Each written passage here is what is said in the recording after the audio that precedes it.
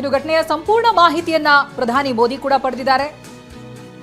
ಮೋದಿಗೆ ಕೇಂದ್ರ ಗೃಹ ಸಚಿವರು ಮಾಹಿತಿಯನ್ನ ನೀಡಿದ್ದಾರೆ. ಪಿಎಂ ಮೋದಿ ಅಮಿತ್ ಶಾ ಅವರಿಗೆ ಕರೆ ಮಾಡಿ ಮಾಹಿತಿಯನ್ನ ಪಡೆದುಕೊಂಡಿದ್ದಾರೆ ಅನ್ನೋದು ಗೊತ್ತಾಗ್ತಾ ಇದೆ. ಸಂಪೂರ್ಣ ಘಟನೆ ಏನಾಗಿದೆ, ಪ್ರಾಥಮಿಕವಾಗಿ ಅಮಿತ್ ಶಾ ಅವರು ಕಲೆ ಹಾಕಿರುವಂತಹ ಮಾಹಿತಿಯನ್ನ ಪ್ರಧಾನಿ ಮೋದಿ ಅವರಿಗೂ ಕೂಡ ತಿಳಿಸಿದ್ದಾರೆ. ಈ ಹಿಂದೆ ಅಮಿತ್ ಶಾ ಐಬಿಗೆ ಕರೆ ಮಾಡಿದ್ರು, ಘಟನೆ ಬಗ್ಗೆ ಮಾಹಿತಿಯನ್ನ ಸಂಗ್ರಹಿಸಿದ್ರು. ಪ್ರಧಾನಿ ಮೋದಿ ಕೂಡ ಈ ಪ್ರಕರಣಕ್ಕೆ ಸಂಬಂಧಪಟ್ಟ ಹಾಗೆ ಮಾಹಿತಿಯನ್ನ ಸಂಗ್ರಹಿಸಿದ್ದಾರೆ. ನಿಜಕ್ಕೂ ಇಡೀ ದೇಶ ಬೆಚ್ಚಿ ಬೀಳ್ತಾ ಇದೆ. ಎಲ್ಲಾ ಕಡೆಗಳಲ್ಲೂ ಕೂಡ ಹೈ ಅಲರ್ಟ್ ಘೋಷಣೆ ಮಾಡಲಾಗಿದೆ.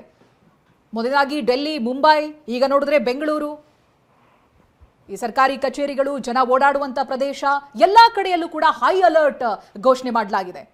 ಘಟನೆಯ ತೀವ್ರತೆ ಹೇಗಿತ್ತು ಅಂತ ಹೇಳಿದ್ರೆ, ಕಾರ್ನಲ್ಲಿದ್ದಂಥ ವ್ಯಕ್ತಿಗಳು, ಓಡಾಡ್ತಾ ಇದ್ದಂಥ ವ್ಯಕ್ತಿಗಳು, ಅವರ ದೇಹದ ಬಿಡಿಭಾಗಗಳು 15ರಿಂದ 20 ಅಡಿ ದೂರಕ್ಕೆ ಹಾರಿ ಬೀಳುತ್ತೆ ಅಂತ ಹೇಳಿದ್ರೆ, ಒಂದು ಸ್ಫೋಟಗೊಂಡಾಗ ಇನ್ನೆಂಥ ಎಕ್ಸ್ಪ್ಲೋಷನ್ಗಳನ್ನ ಬಳಸಿರಬೇಡ. ಇದೆಲ್ಲದಕ್ಕೂ ಕೂಡ ಇನ್ನಷ್ಟೇ ಉತ್ತರ ಸಿಗಬೇಕಿದೆ. FSL ತಂಡ ಕೂಡ ಇದಾಗಲೇ ಸ್ಥಳಕ್ಕೆ ಹೋಗಿದೆ. ಅಲ್ಲಿರುವಂಥ ಅವಶೇಷಗಳ ಸ್ಯಾಂಪಲ್ಸ್ಗಳನ್ನು ಸಂಗ್ರಹಿಸ್ತಾ ಇದೆ. ಹಾಗೆ ಅಧಿಕಾರಿಗಳು ಕೂಡ ಮಾಹಿತಿಯನ್ನ ಕಲೆ ಹಾಕ್ತಾ ಇದ್ದಾರೆ. ಈಗ ನಮಗೆ ಗೊತ್ತಾಗ್ತಾ ಇರೋದು ಅಲ್ಲಿಯ ಪ್ರತ್ಯಕ್ಷದರ್ಶಿಗಳು ಕೊಡ್ತಾ ಇರುವಂತ ಮಾಹಿತಿ. ಅವ್ರೇನ್ ನೋಡಿದ್ದಾರೆ ಅದನ್ನ ಹೇಳ್ತಾ ಇದ್ದಾರೆ. ಭಯಭೀತರಾಗಿದ್ದಾರೆ. ಒಬ್ಬ ವ್ಯಾಪಾರಿ ಅಂಗಡಿ ತೆರೆಯೋದಕ್ಕೆ ಬಂದವನು ಇವತ್ತು ನೋಡಿದ್ದು ಸ್ಫೋಟ. ಅಂಗಡಿನೆಲ್ಲ ಅಲ್ಲೇ ಬಿಟ್ಟು ಹೋಗ್ಬಿಟ್ಟಿದ್ದಾರೆ. आपकी क्या इंटेंसिटी यहाँ पर रही होगी, और ये हालत कहाँ है? रोड के दूसरी तरफ जो मेट्रो स्टेशन है का गेट है, वहां पर इतना तेज ब्लास्ट हुआ है कि चारों तरफ यहाँ सिर्फ आपको ये कांच के जो टुकड़े हैं वो नजर आए. ನೋಡಿ, ಸ್ಥಳದಲ್ಲಿ ಸ್ಲೋ ಮೂವಿಂಗ್ ಟ್ರಾಫಿಕ್ ಜಾಮ್ ಇತ್ತು. ರೆಡ್ ಸಿಗ್ನಲ್ ಬೀಳ್ತಾ ಇದ್ದಂತೆ ಕಾರ್ನಲ್ಲಿ ಸ್ಫೋಟ ಸಂಭವಿಸಿದೆ ಅನ್ನುವಂಥದ್ದನ್ನ ಪ್ರತ್ಯಕ್ಷದರ್ಶಿ ಕೂಡ ಹೇಳಿದ್ರು. ಪೊಲೀಸ್ ಅಧಿಕಾರಿ ಕೂಡ ಅದೇ ಮಾಹಿತಿಯನ್ನು ನೀಡಿದ್ರು. ಸಿಗ್ನಲ್ನಲ್ಲಿ ಸ್ಫೋಟಗೊಂಡಿದ್ರಿಂದ ಹೆಚ್ಚು ಸಾವು ನೋವಾಗಿದೆ. ಸಂಜೆ ಆಗಿದ್ರಿಂದ ಚಾಂದ್ನಿ ಚೌಕ್ನಲ್ಲಿ ಟ್ರಾಫಿಕ್ ಕೂಡ ಇತ್ತು ಅನ್ನೋದ್ರ ಬಗ್ಗೆ, ಘಟನೆ ಬಗ್ಗೆ ಮಾಹಿತಿಯನ್ನ ದೆಹಲಿ ಪೊಲೀಸ್ ಕಮಿಷನರ್ ಕೂಡ ಈಗಾಗಲೇ ಮಾಹಿತಿಯನ್ನ ಹಂಚಿಕೊಂಡಿದ್ದಾರೆ. ಎಸ್, ಅಂದ್ರೆ 8 ಜನ ಇಲ್ಲಿ ಸಾವನ್ನಪ್ಪಿದ್ದಾರೆ ಅಂತ ಹೇಳಿದ್ರೆ, ಇದ್ಯಾವುದೋ ಟ್ರಾಫಿಕ್ ಇಲ್ಲದೆ ಇರುವಂತಹ ಝೋನ್ನಲ್ಲಿ ಅಥವಾ ಯಾವುದೋ ಒಂದು ಪಾರ್ಕಿಂಗ್ ಲಾಟ್ನಲ್ಲಿ ಆದಂತಹ ಒಂದು ಬ್ಲಾಸ್ಟ್ ಅಲ್ಲ. ಮೊದಲಿಗೆ ಆ ದೃಶ್ಯಗಳನ್ನು ನೋಡಿದಾಗ ನಾವು ಕೂಡ ಅನ್ಕೊಂಡಿದ್ದು ಎಲ್ಲೋ ಮೆಟ್ರೋದ ಹತ್ರ ಇರುವಂತಹ ಪಾರ್ಕಿಂಗ್ ಲಾಟ್, ಅಲ್ಲಿ ಏನಾದರೂ ಒಂದು ಕಾರ್ ಬ್ಲಾಸ್ಟ್ ಆಗಿರ್ಬೋದು, ಹಾಗಾಗಿ ಅಕ್ಕಪಕ್ಕನೇ ನಿಲ್ಲಿಸಿದಂತಹ ಒಂದು ಕಾರ್ಗಳು ಬೆಂಕಿಗಾಹುತಿ ಆಗಿರ್ಬೋದು ಅಂತ ಹೇಳಿ ಅನ್ನಿಸ್ತಾ ಇತ್ತು. ಬಟ್ ಇದು ಯಾವುದೇ ಪಾರ್ಕಿಂಗ್ ಲಾಟ್ನಲ್ಲಿ ಆಗಿರುವಂತಹ ಘಟನೆ ಅಲ್ಲ. ಮೆಟ್ರೋ ನಿಲ್ದಾಣ, ರೆಡ್ ಫೋರ್ಟ್ ಬಳಿ ಇರುವಂತಹ ಮೆಟ್ರೋ ನಿಲ್ದಾಣದ ಗೇಟ್ ನಂಬರ್ 1.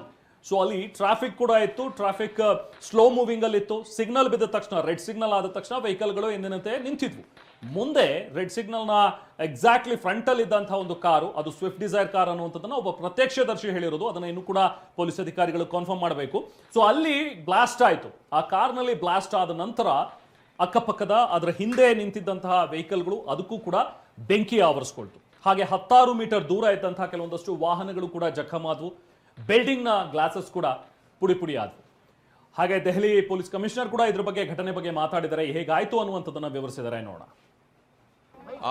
आज करीब 6:52 पे एक यहाँ पे रेड लाइट पे एक स्लो मूविंग व्हीकल जो रेड लाइट की तरफ आके रुका था, उसमें एक ये एक्सप्लोजन हुआ है. उस वक्त गाड़ी के अंदर जो पैसेंजर्स उसके अंदर ही थे, और इस एक्सप्लोजन से जो है आसपास की गाड़ियों में भी क्षति हुई. जैसे ही इसकी खबर मिली, हम सारी एजेंसीज जो है, Delhi police, FSL, NIA, NSG, उनकी टीम्स यहाँ पे आ चुकी हैं और हालात का जायजा भी ले रही है. हर तरीके से इस जो है एक्सप्लोजन के बारे में जांच की जा रही है, और जल्दी ही इसका आकलन करके इसका जो भी रिजल्ट निकलेगा वो आपको बताया जाएगा. इस इंसिडेंट में कुछ लोग को इंजरीज भी आई हैं और कुछ लोगों की डेथ भी हुई है.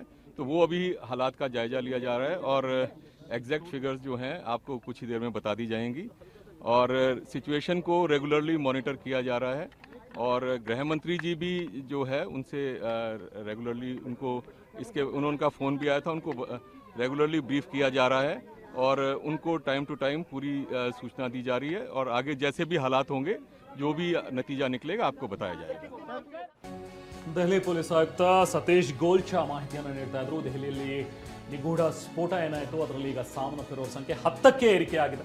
30ಕ್ಕೂ ಹೆಚ್ಚು ಗಾಯಾಳುಗಳಿದ್ದಾರೆ. ಅವರನ್ನು ಆಸ್ಪತ್ರೆಗೆ ದಾಖಲಿಸಿ ಚಿಕಿತ್ಸೆಯನ್ನು ಕೊಡಿಸಲಾಗ್ತಾ ಇದೆ. ಹಲವರ ಸ್ಥಿತಿ ಗಂಭೀರವಾಗಿದೆ. ಕೆಲವರನ್ನ ICUಗೆ ದಾಖಲಿಸಿ ಚಿಕಿತ್ಸೆಯನ್ನ ಕೊಡಿಸಲಾಗ್ತಾ ಇದೆ. ನೋಡಿ, ಈಗ ಮೃತಪಟ್ಟವರ ಸಂಖ್ಯೆ 10ಕ್ಕೆ ಏರಿಕೆಯಾಗಿದೆ. ವೈದ್ಯರು ಮಾತಾಡಿದ್ದಾರೆ.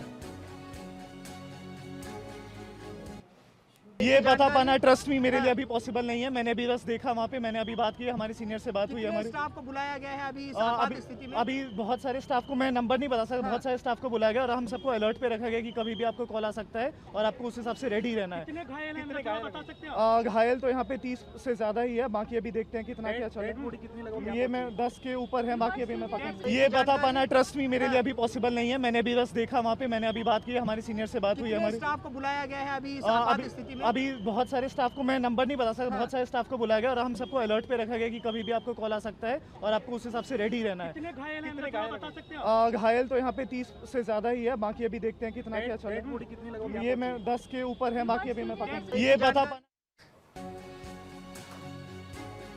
ಸೊ ಐಬಿ ಎನ್ಐಎ ಮುಖ್ಯಸ್ಥರಿಗೆ ಗೃಹ ಸಚಿವ ಅಮಿತ್ ಶಾ ಕೂಡ ಈಗ ಕರೆ ಮಾಡಿದ್ದಾರೆ. ಘಟನೆಯ ಮಾಹಿತಿಯನ್ನ ಪಡ್ಕೊಂಡು ನಂತರ ಮಾಹಿತಿಯನ್ನ ಅವರು ಕೂಡ ಕಲೆ ಹಾಕ್ತಾ ಇದ್ದಾರೆ. ಅಮಿತ್ ಶಾ ಕೂಡ ಎಲ್ಲ ಮಾಹಿತಿಯನ್ನ ಪಡ್ಕೊಳ್ತಾ ಇದ್ದಾರೆ. ಐಬಿ ಅಂದ್ರೆ ಗುಪ್ತಚರ ವಿಭಾಗ ಜೊತೆಗೆ ಎನ್ಐಎ ಮುಖ್ಯಸ್ಥರಿಗೆ ಗೃಹ ಸಚಿವ ಕರೆ ಮಾಡಿ ಘಟನೆ ಹೇಗಾಯಿತು, ಏನು ಕಾರಣ ಅನ್ನುವಂಥದ್ರ ಬಗ್ಗೆ ಮಾಹಿತಿಯನ್ನ ಪಡ್ಕೊಂಡಿದ್ದಾರೆ. ಅಮಿತ್ ಶಾಗೆ ಎನ್ಐಎ ಮುಖ್ಯಸ್ಥರು ಈಗಾಗಲೇ ಮಾಹಿತಿಯನ್ನ ಕೂಡ ನೀಡಿದ್ದಾರೆ.